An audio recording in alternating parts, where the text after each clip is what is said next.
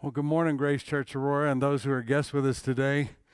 We have a special service, and some of you may not know this. Normally, I would be preaching at this particular time, but we have Julie Faulkner with us, and her two sons happen to be with us as well, Will and Mark.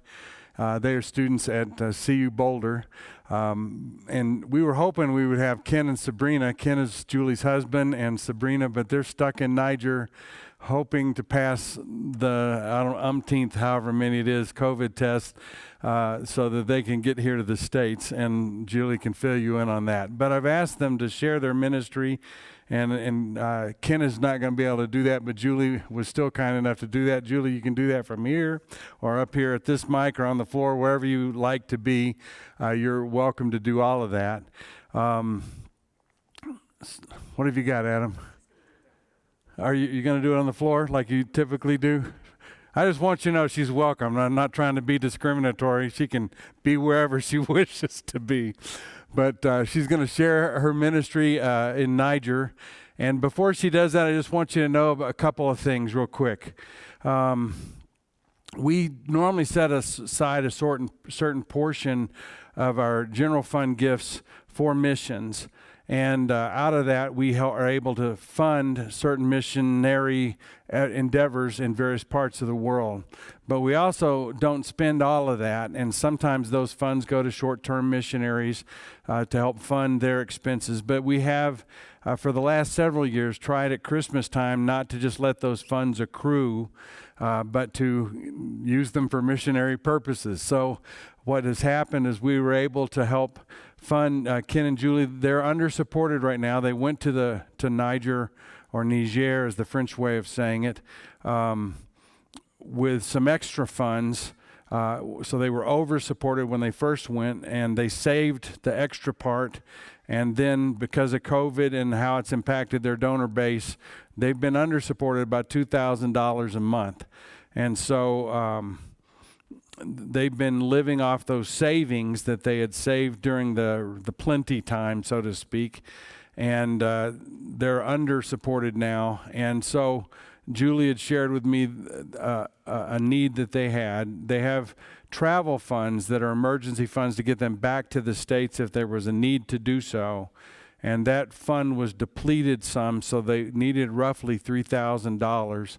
And so Grace Church had $3,000 to help get them back, but they may have to use those funds for living expenses, in which case, if they have to come back, their mission organization will send them back or bring them back here to the States, but then they would have to reimburse those funds. So they're still in need of financial support, and Julie, I'm assuming you're going to share. If you're not, please do, so we know what your needs are. But if you'd like to support them directly in terms of through their mission organization, which is SIM USA, you can talk with Julie about how you go about doing that, and we wholeheartedly endorse Julie and Ken. They came to our church. Ken trusted Christ here at this church and became a deacon here, an elder at a different church, and then eventually onto the mission field. And it's a great story. Julie and Ken were both active in our youth ministry, and their family has been a huge blessing to our church. So we love it when you're here anytime. We also had some extra funds. Adamu serves in Poland, and he's also under-supported by $2,000 a month. And he also requested funds in the vicinity of $1,500 for a new computer, which we were able to send the $1,500 to him to help get that done. And we also send roughly $500 to our supported missionaries, Haley Crump, so in addition, so that those are funds that y'all didn't necessarily know about, but the elders could distribute some of the funds, as we've told you, that we allocate that way. So continue to give, and we still will set aside funds for missions. It goes first to the salaries, but when there's extra at the end of the year, we try to disperse it and be an extra blessing that way if we can. And the Lord has let us do that. So Julie, I'm going to turn it over to you. She's going to eventually, are you going to do the question and answer the whole time? Or are you going to share some and then take question and answer? Okay, so if you've got questions, raise it. Julie wants to field those, and you don't have to wear your mask up there, down there, if you don't want during your presentation. It's up to you. You can wear it if you want, and so there's the mic there for you. But thank you all for coming, and I'll be back when you're done. Thanks, Larry. Okay, can you hear me? Okay. Good morning. I want to say thank you. Ken and I think after you hear what's gone on this last year, you'll see why we're so thankful. Without your support, I don't know what this last year would have looked like. So I just want to start off with saying a huge thank you. This last year's been amazing.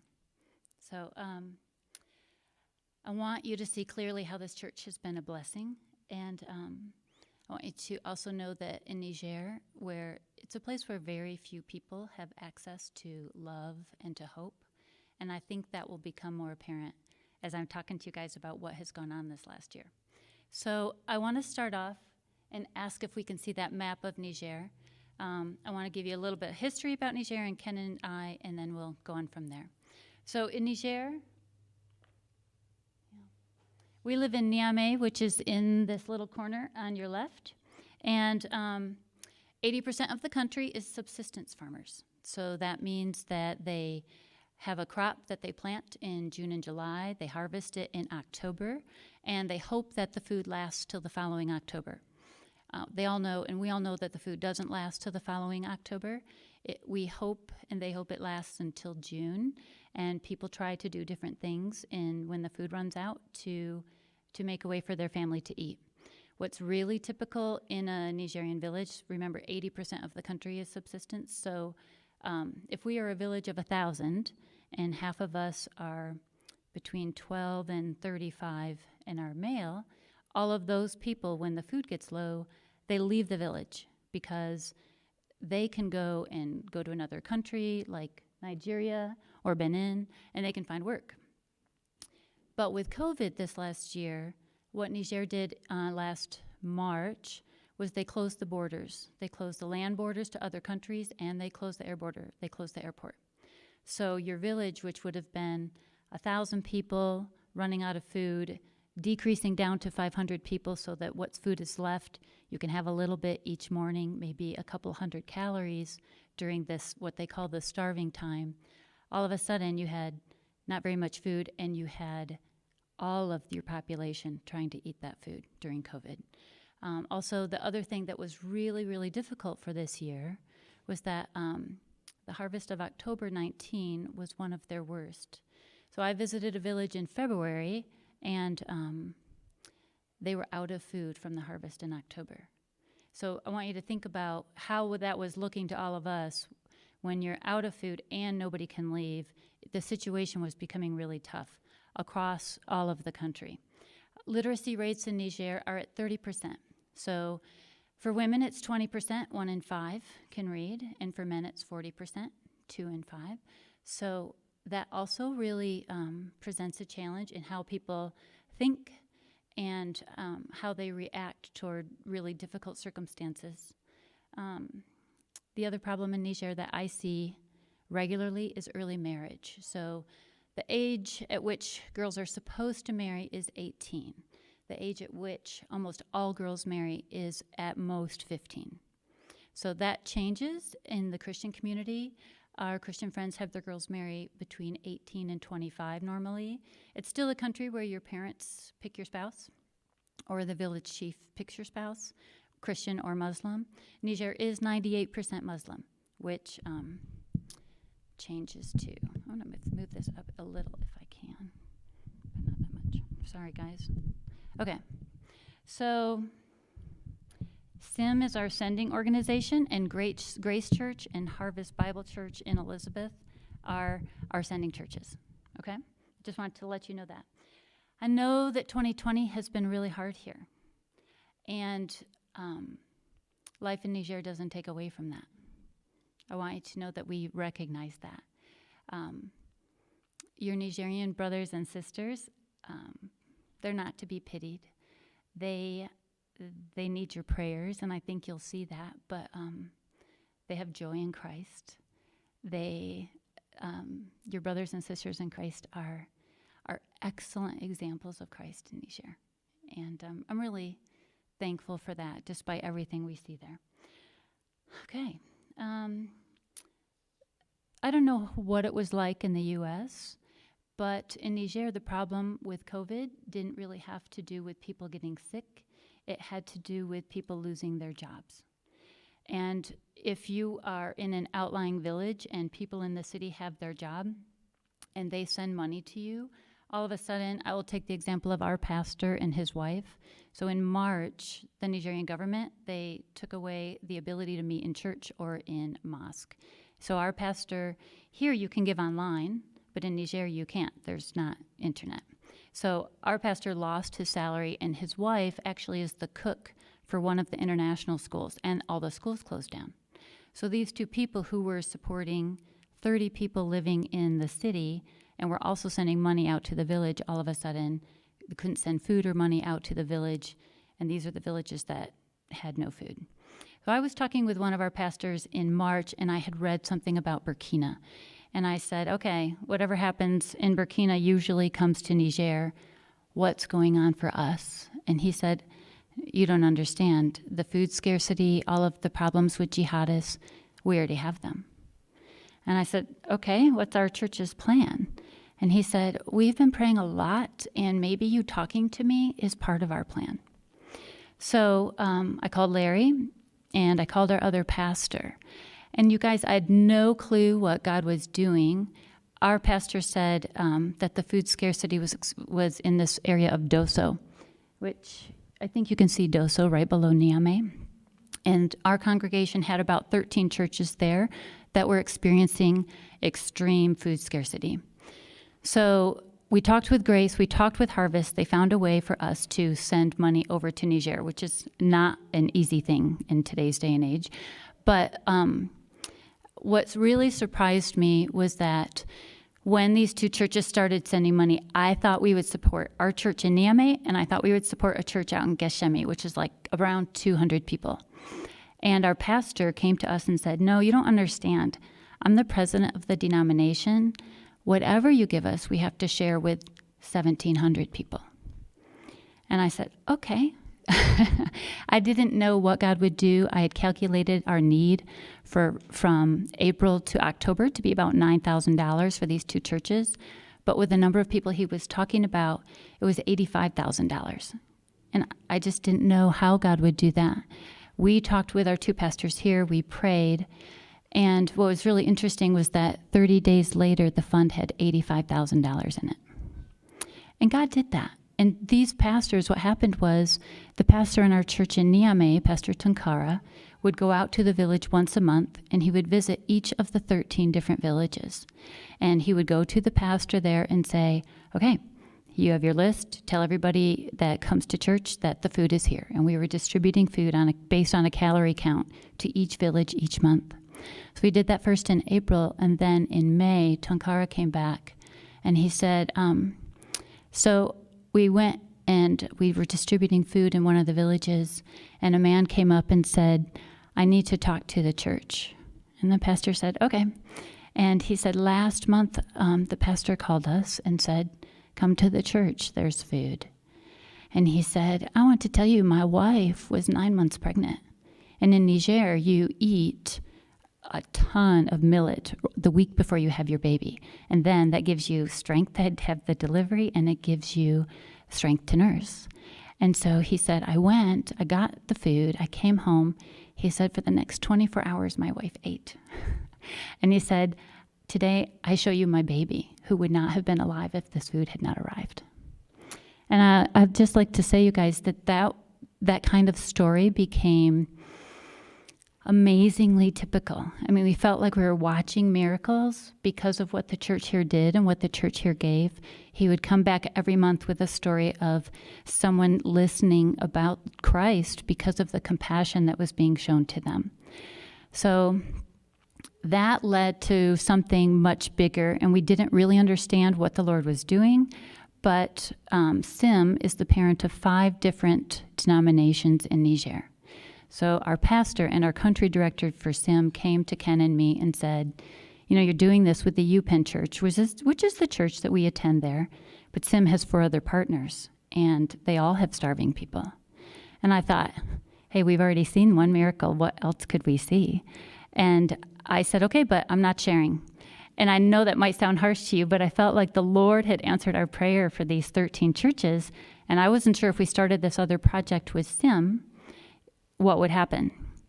So we did start the project with SIM, and that was really out of this beginning thing that the 2 churches here led us into. So when that happened, that was in July, and the country director called me and said, how much do you have in your SIM account? And I said, what's going on? And he said, in Difa, which is way over to the east, he said, one of the pastors, we have one SIM pastor out in Difa. He's Nigerian, not Nigerian, so he's from Nigeria. And he's been sharing about Christ out there for about 5 or 6 years. It's a very difficult area. There are a lot of jihadists, especially Boko Haram, out in Difa. And he called our country director and said, we just had a village that has about 700 people in it. Around 100 of them are Christians, and the jihadists have just burned it. The 100 Christians brought all 720-something people to his door and said, can you help us? And I said, okay, well, I have $6,000. We'll push it toward them, but I don't know what will happen for long term. So we sent that money out, and then the very next week, if you can find the Makalundi area, oh, it might not be on my map. Do you see Tara and Tillaberi to the west? In that area, another pastor came to us and said, okay, he handed me this sheaf of papers that was 42 pages. It represented 42 churches, and the pastors' names and the names of the families and how many people were in each family. And he said, you know what's been going on in Makalundi. Ken and I had been working with some women who were basically pastors' wives who were ministering to pastors' wives out in the Makalundi area. We had tried to go out there in April to talk with them, but the police had shot up the jihadists had shot up the local police station, and we weren't allowed to go. So we knew that there had been a lot of unrest in that area. And so this pastor came and said, my denomination has 42 churches, and we have over 4,800 people here who are down to a couple hundred calories a day. What can you do? So we, again, looked to the account. It had $8,000 in it. And I said, well, this is enough for 1,000 calories a day per person for 3 weeks. So we'll give it to you. But I have to tell you guys, I went to the SIM office and I went to the country director and I said, why would God show us this? It's July. Nobody has food till October. And I was pretty upset. And he said, I don't know. I think all we can do is pray. That is what we have in the Lord. And we sat there and we prayed together. And I went home to my house. And I got an email. And this man, he wrote me and said, hey, would you please call me? I want to talk to you about the food relief project. And I'd never heard of him, but I called him and he asked me questions and I told him. And he said, oh, okay. He said, well, I'm going to send you $100,000. And I said, okay, who are you? And he asked me to write down what we had seen so that his wife could read it. So I wrote it, I sent it to him, and he called me the next day and said, so we've read what you've written, and we're going to send you another $50,000. And I said, okay. And honestly, you guys, I don't know how God does what God does. But to us, he was saying, trust me. I will show you these things, but you're not trapped. And I will say also that even if the Lord had not given us the money to be able to distribute to these people for these many months, we would have just sat with them, and we would have prayed with them, and we would have been together. It would have been okay no matter what, because we really felt like the Lord was being faithful and hearing us. But what was really fun was that I got to call this guy back after he had done his distribution. And I said, okay, next month, you can go again, and you can go with 1,000 calories a day per person is kind of how we do it, which might sound low here, but it's amazing when you're down to 200. There is one other story I want to share about that time. I had 2 evangelists that came to me and said, one of them was from this village called Inua, and his name is Habu. Habu said, we want to go home to my village where I have been evangelizing every summer with my wife, and they bring one other ministry partner. And he said, but I already know there's no food. And I don't know I'm not sure how to manage this. I said, okay, so I'm going to send you with enough food for a large meal for you and the chief, and you can go from there. We'll talk after you go. So they went out to the village, and it's about 1,200 people, a little bit more. And they went to visit the chief. That is what you do in a Nigerian village. You go see the chief first, and you honor him, and if he has food, he has to share it with you. And the chief told them that they're at this point boiling the leaves off of trees to give the children something to drink besides water. And the chief asked them what food they had brought. And so they showed it, and the chief said, okay, I want you to make that be 2 meals, one today and one tomorrow, for the whole village. And they said, this is not 2 meals for a whole village. He said, we're going to share with everybody. No one's had anything. So they divided it in half. And when they saw me in August and they told me this, I said, how'd that go? And they said, we divided it in half, and we watched as the chief supervised, and these women did this and put this much in each person's hand. And they watched as people walked around and had some food to eat, which to me was nothing, but to them was something. So I saw them in August. We ran into each other at a baby baptism. And I said, okay, you want to go back? You want to do a real distribution? And they said, yeah. So they went back to the village. They first called the chief. It's a Muslim village, 100% Muslim. So what that looks like is a lot of polygamy and lots of little kids. And they said, we are Christians. The chief knows we're Christians. And according to the Quran, if Allah makes a mouth, he will make a way to feed it, even if it's through the infidel. Meaning, if they came and they distributed all the way that is how I normally distribute. I distribute normally through churches, and so we just distribute by person. Everything's equal. And they said, no, we cannot reward what the Quran says. And they know we're Christians and that we're coming as Christians. So they called the chief beforehand and said, we're going to distribute to each family as if it is a 9-person family. That's the typical Nigerian family of 1 husband, 1 wife, and 7 kids.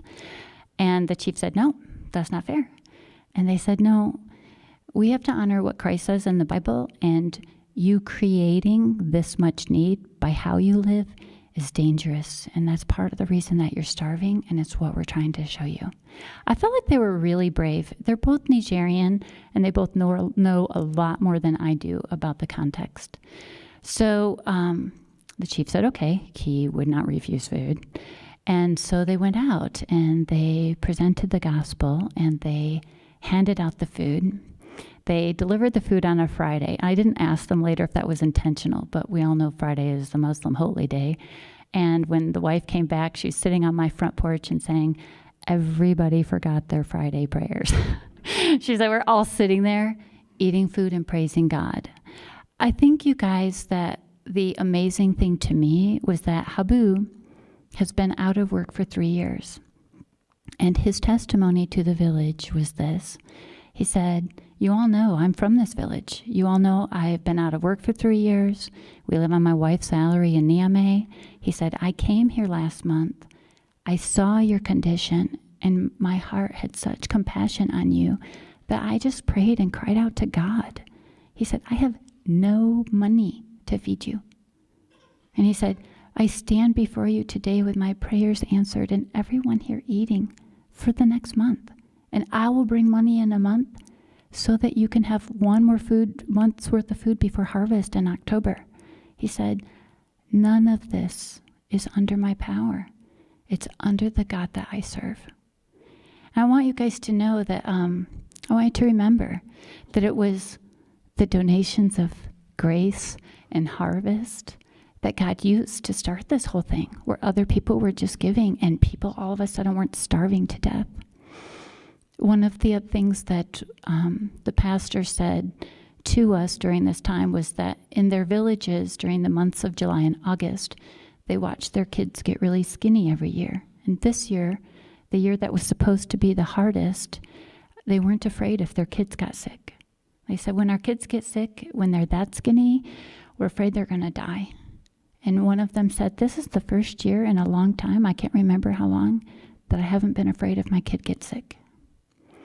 So please understand that the giving that happened was not only life-giving, it was faith-building. Pastor Ali out in Difa, he called me and he said, so I've been sharing the gospel for 5 years to people who don't think they need the Lord. He said, but no one could show up and distribute food. Not UNICEF, not World Food Program, not Samaritan's Purse. It was too dangerous. By that time and by now, jihadists are in the area. There's a strip of the river that runs through Difa. You can't get near it even to get water because the jihadists are just there. And he said, I'm the only one that God is allowing in here. And people are saying, how come the God of Jesus Christ is here and you are ministering to us and giving us food and nobody else is around? I will tell you guys, it's through prayer. He has prayed for years for a way for people to listen to him. And I'm very struck by the fact that it's through suffering. That sometimes our hearts are just so hard that suffering is what draws us to listen to a message of compassion and love. I just find that remarkable, and how God would use something as terrible as the pandemic to bring hope and joy. So I want to ask right now if there are any questions.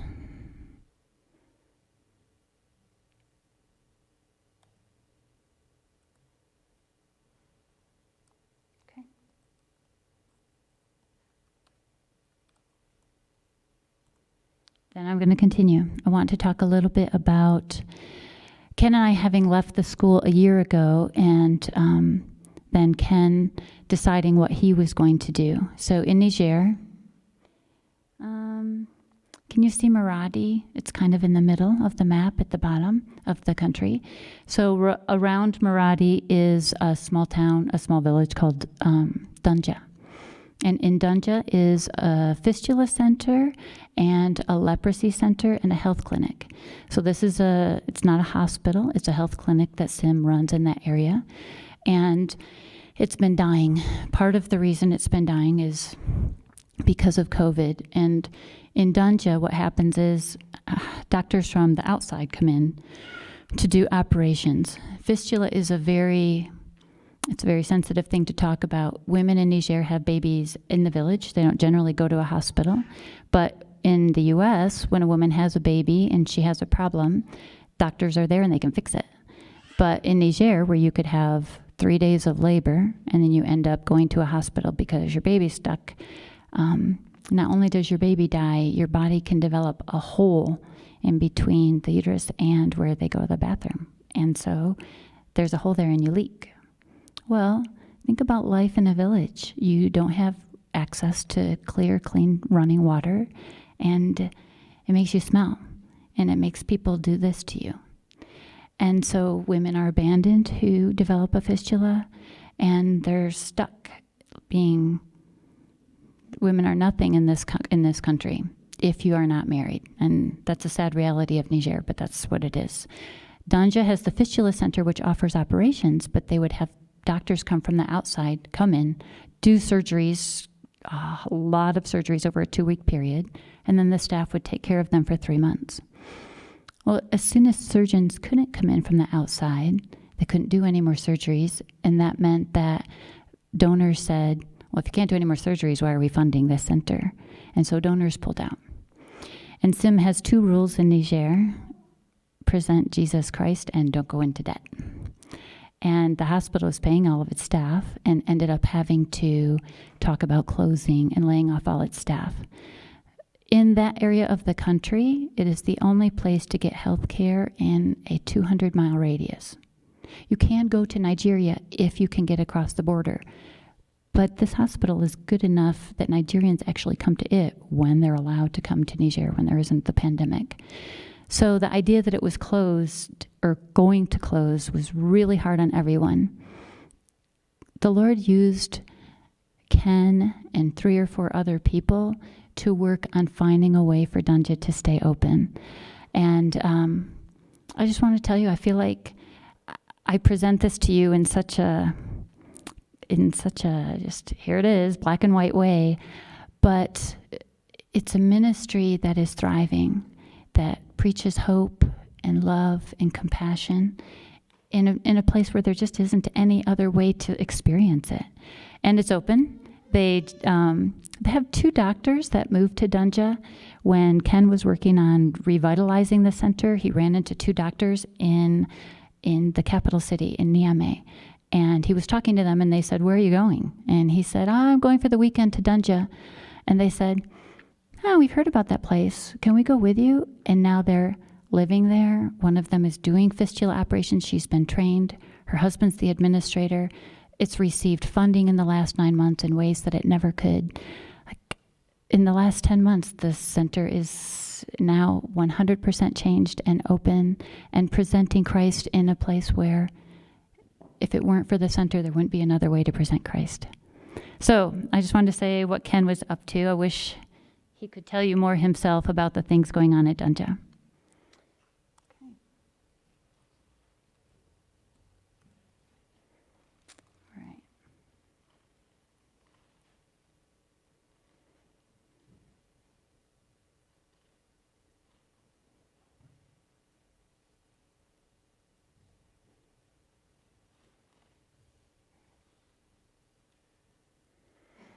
Okay, are there any questions at this point? All right, it's awfully quiet. Okay, I do want to talk about one other way that the fund helped this year, and that is we were helping in the outlying regions because of food scarcity. And in Niamey, while everybody else was experiencing drought in the rest of the country, Niamey had flooding. The Niger River runs right through the capital city. And our daughter goes to Sahel Academy, the international school that Ken and I had been working at the last few years. And when the dike broke in the city, the school was 6 feet underwater for 1 month. So to us, that was a difficulty. We had to rent other buildings in order to get school started. And while that was challenging, it could be done. We had money, we had staff, we had the resources to be able to do that. But in Niamey, there are 230,000 people who lost their homes. So it's different than here. Here you might have flood insurance, or if you have a home, you haven't built it on a floodplain. And if you lose it, you can probably rebuild. But there, what's more typical is your home is made out of mud brick, and when waters come and wash it away, you don't really have any place else to go. It flooded the poorest part of town, which is south of the river. It's called Harobunda. It's a difficult place to live when there isn't flooding. So when people lost their homes, what happened was landlords could charge anything. People who had standing homes to rent could charge you 5 months of rent in advance, whereas before they might say, okay, to move in, you have to pay 1 month's worth of rent. So these 230,000 people, many of them moved into local schools. So that, it was crowded and dirty, and they were worried about cholera, so they were handing out a lot of pills, and praise God, there was not a cholera outbreak. But the flood was another opportunity for pastors to share Christ and share love. So one of the pastors, his church had not flooded, but his home had flooded, and all the areas around his church had flooded. So he went to the homes, 50 of them, that were closest to the church, and he talked to all of the families there, 50 Muslim families. And he sat with them, he prayed with them, he talked about their needs.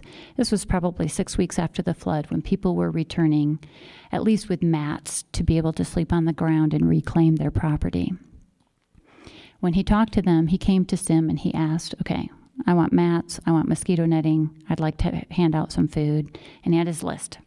So he went and he bought everything with his elders, and then on a Saturday, they began to hand out all of the things that they had purchased for the distribution. It's difficult for me to describe what that's like for a pastor in Niger. I call it frightening. When you start handing out things to people who don't have anything, he and his elders were wise. They had given out a card to each of the families that he had interviewed. So when you came to the church, you had to show your card to get something. But in a place that is full of need, if you have something and you're giving it out, it's like there's a crush and you could die because everybody's coming to you all at once in that area. And so when he came to me afterwards, I said, how'd it go? And he said, it was overwhelming. I said, yeah. Were you afraid? And he said, only once. Okay. So what he wanted to share with me was that he was really touched by what he got to do and how God grew his faith. So he gave out the distribution, and he said at the end of it, people were so pressing in on him that he decided to take in the needs of 10 more families. No problem. Easy. And he said, but after I took 10 more people's information and what they needed, we were done. I had to stop. He said it'd been a couple hours of us giving and people were just begging because it was a desperate situation. So he closed the doors of the church and he went inside and he started working. And he said a couple hours later, somebody knocked at the door of the church and he thought, okay, I'm just going to have to go out and say, we're done. And he opened the door and this man looked at him and said, did you give out food earlier? And he said, yeah. And the man, he said, started crying and said, I have no words. And he said, what's going on? And the man said, I don't know how you knew, but 2 months ago I lost my job. And he said, we were flooded and we had no food. And he said, today, my wife is at home cooking. How? How did you do this? And the pastor said, he said, I just got to sit there and pray with this man and tell him that people in another country had heard about the flood and they are Christians and they think that God has eyes for everyone and compassion on everyone and sent money to help. And he said, I will tell you, that man is not yet a Christian, but he walks by my building every day looking for work and saying, hey, pastor, how you doing, pastor? And he said, God's compassion, Christ's love for people is my only hope for this neighborhood. And he said, I get to distribute. So it's been powerful. It's been life-giving. It's been faith-building for the pastors. I want you guys to know we feel like we've witnessed miracle after miracle this summer. It's been amazing.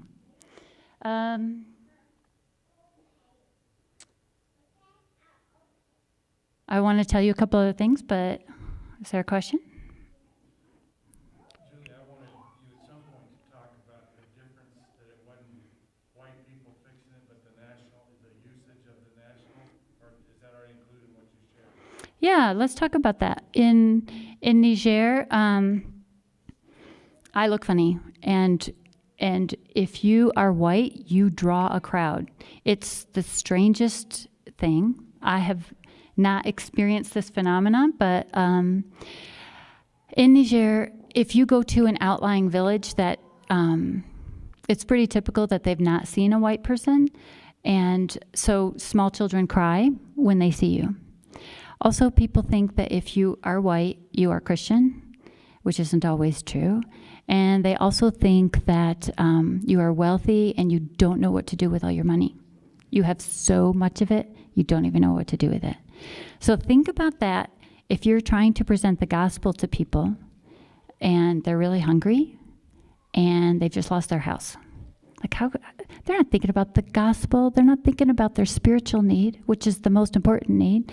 They're thinking about their physical need. It's really hard to talk to somebody who has an empty stomach when you are such a distraction. So we all decided when we were talking about it that our distribution had to be through pastors. It had to be through the local church.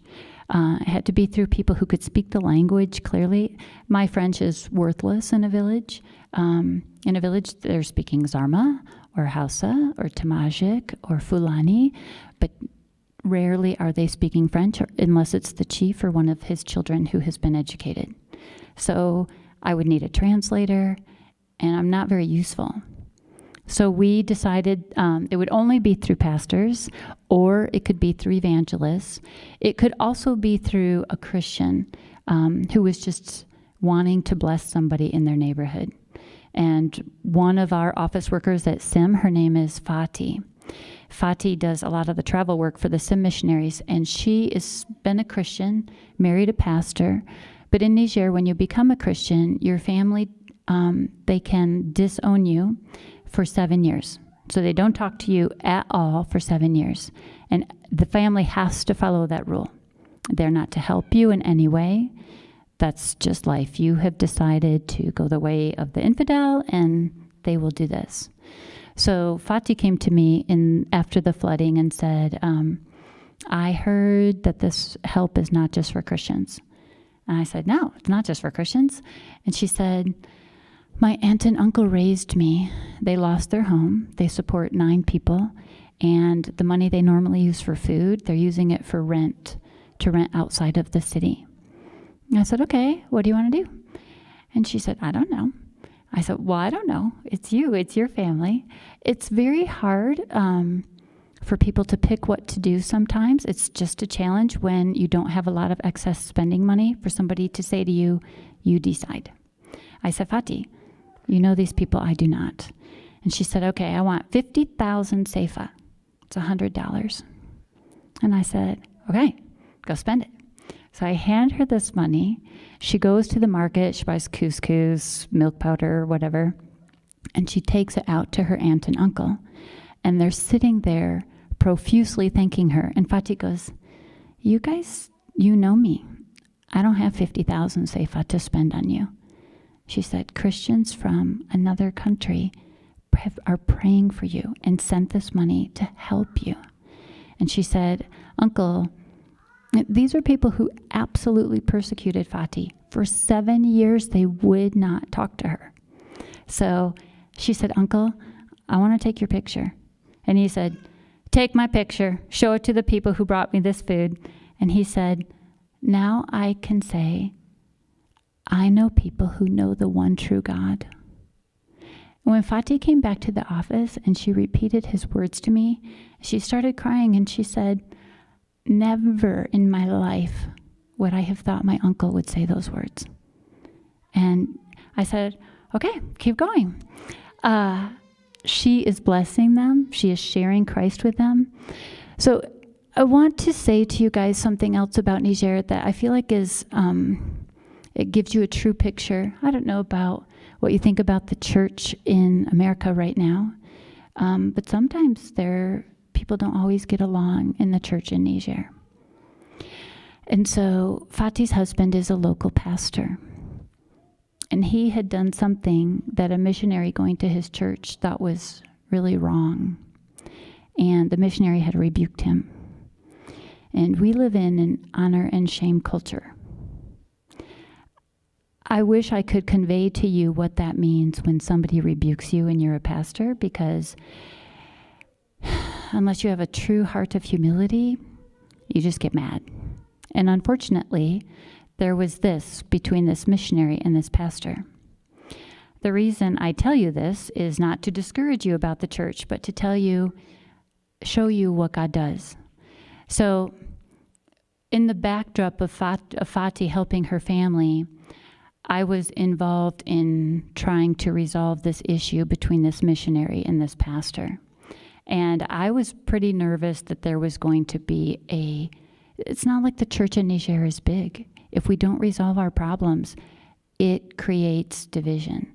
And I wasn't sure how they were going to resolve it. I thought the missionary was right, but we still had to find a way forward all together and help this pastor come along. So the pastor had threatened to have the missionary put in jail if he said one more bad thing about him. That's not a real threat. It's a, I'm really angry at you and I'm trying to make you be quiet threat, which is not abnormal. This might sound crazy to you, and the idea of a Nigerian jail would make me leave the country. But that's what was going on. So the backdrop was, it's that.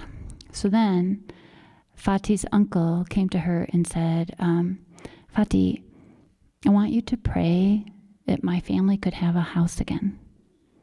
And she came to me and she showed me, he had like drawn up a quote for them to have a one-room house. It was like 900,000 sefa, so $2,000. So that would give them a house on their land, actually made of cement, not of mud brick. If water came, it wouldn't fall. I said, okay, well, the relief fund is not for houses. So the next week, the missionary came to me and he said, so my house totally flooded. And I said, yeah. And he said, but we got all of our stuff out and our church sent us money and we don't need to use it. And so I have extra. And I want to know what to do with it. And I said, okay, do you want to bless Pastor Jeremy's house and his family and build a house for his relatives?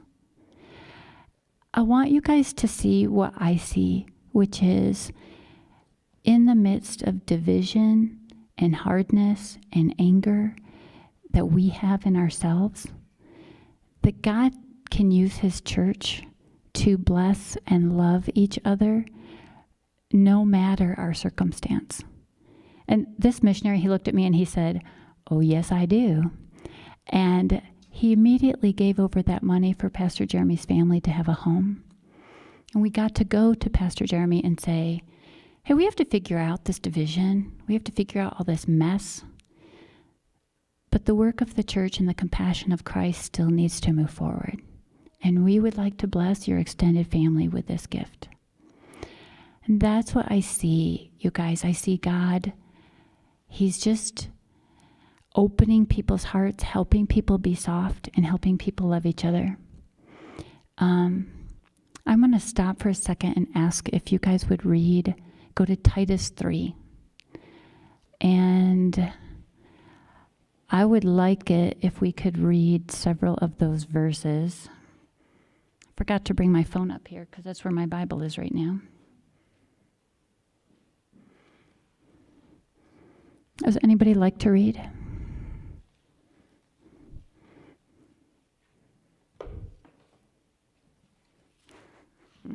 Thank you. I've studied Titus 3 these last several months because of everything that's gone on. And I feel like the Lord is using it to help guide me when I feel like somebody might be cheating, or I could be doing something unwise, or I'm making a bad decision, or I'm not trusting. I've been rereading this. So I'm going to read some of this to you. Remind them to be subject to rulers, to authorities, to be obedient, to be ready for every good deed. If we could be ready for every good deed, I would really like that if that was true for me. To malign no one, to be uncontentious, gentle, showing every consideration for all men, not just my Christian brothers and sisters, but my Muslim friends as well. For we also once were foolish ourselves, disobedient, deceived, enslaved to various lusts and pleasures, spending our life in malice and envy, hateful, hating one another. Have you seen hate this year? But when the kindness of God our Savior and his love for mankind appeared, he saved us, not on the basis of deeds which we have done in righteousness, but according to his mercy, by the washing of regeneration and renewing by the Holy Spirit, whom he poured out upon us richly through Jesus Christ our Savior. that being justified by his grace, we might be made heirs according to the hope of eternal life. This is a trustworthy statement, and concerning these things, I want you to speak confidently, so that those who have believed God may be careful to engage in good deeds. These things are good and profitable for men. To me, these are such words of life and beautiful words, so that people who are Christians in Niger, who have nothing, who have so little compared to me, I watch them give, I watch them do good works, I watch them be kind and generous in ways that, I don't know, I'm capable of. And these verses are just a huge blessing to me in my life, a huge reminder to behave how, in a way that would draw people to Christ in just a little small measure of showing the amount of love Christ has for us. If we can do that, I feel like it's just life-changing and life-giving. I do want to share one more story, but what time is it? Are we supposed to be done by now? Okay. Yeah. Okay. So I think we are supposed to be done by now. Are there any questions? Okay. Yeah. Oh yeah, if we could, let's end with the video. The video is a thank you video to Sim for opening the project, but it began with what you guys started here, your prayers and your giving, and so I wanted to share it with you. Yeah. Okay. Thanks, you guys. I also wanted you to share financially your situation or Eli's, if you can too. So yeah, with the pandemic, it's been difficult for people financially, and so that has dropped our support level. We are confident that God will manage things. We don't always know God's ways, do we? It's been a huge surprise for us this year how God has managed things. But I would ask you to please pray about that for every missionary. It's a big deal. Thank you.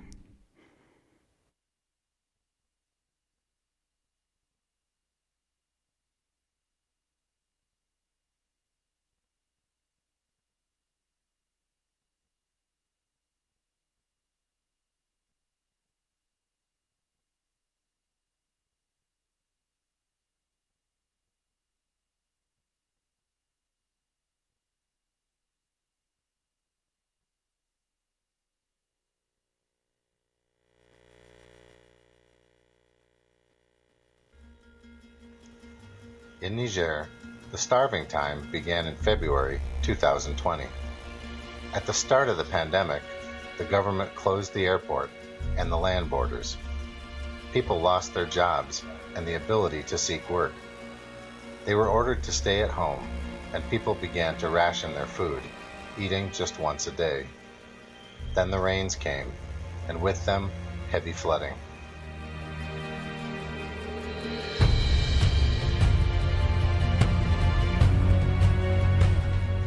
In the east, jihadists burned down 2 villages.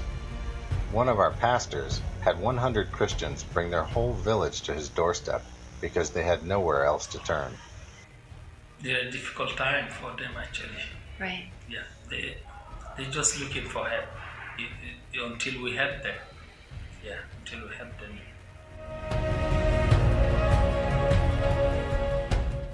We have not enough for everyone, and those who are not yet to get, they can be with us and also to help us to pray. And we love them also. We are teaching them, we love them.